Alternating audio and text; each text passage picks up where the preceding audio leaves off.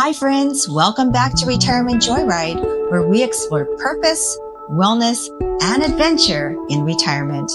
Many of us retirees find that we have transitioned from child raising to parent caregiving. Today, I want to talk about something that's not easy, but so important: end-of-life wishes.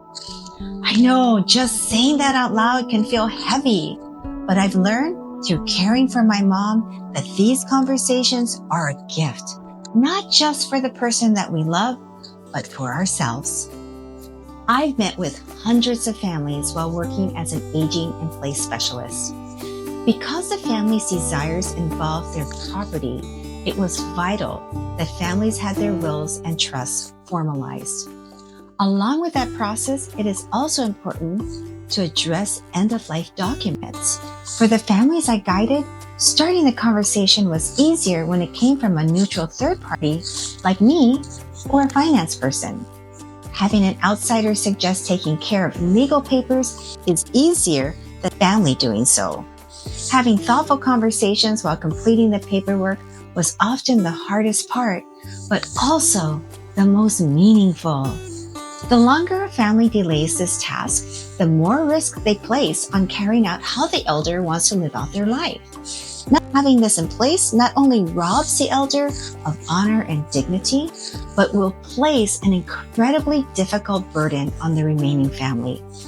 Going through the process of the Advanced Healthcare Directive, or AHCD, and the physician's orders for life-sustaining treatment, commonly referred to as PULSE, brings clarity of desires, peace to all involved, and can even bring the family closer, encouraging unity among everyone. To be sure, this topic can feel uncomfortable. We don't want to upset them. We don't want to think about losing them. These concerns are normal, but avoiding it doesn't protect anyone. It just delays the support they deserve and the peace of mind that we all need. You'll want to start from a place of love and honor. Push away your fears and gather love in your heart. It's ideal to have this talk during a quiet moment, and it is important to do more listening than speaking. You could start with these gentle openers. Mom, have you ever thought about what kind of care you'd want if you got really sick? I want to make sure to honor your wishes. Can we talk about them sometime soon? Or, I've been thinking about how much I love you and how important it is to me to understand what matters most to you, especially about your care. Can we talk about that sometime soon? Once the conversation has begun, you'll want to define these points with your loved ones.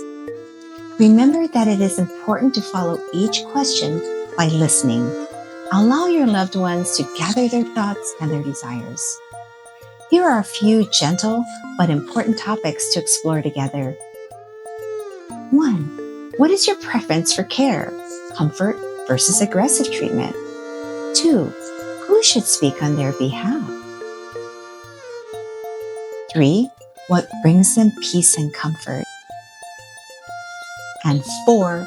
What matters to them most at the end of life?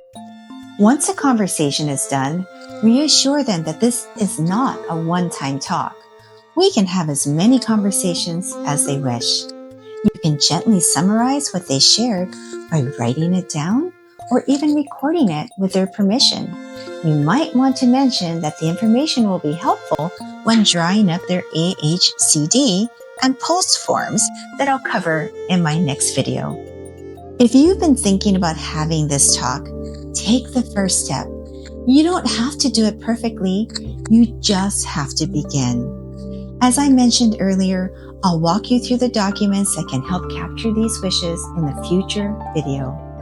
But for now, I encourage you to just start with your heart. If you found this video helpful, please leave me a comment below. I'd love to know your thoughts and if you have other questions or suggestions. Until next time, keep following your heart and the Retirement Joyride.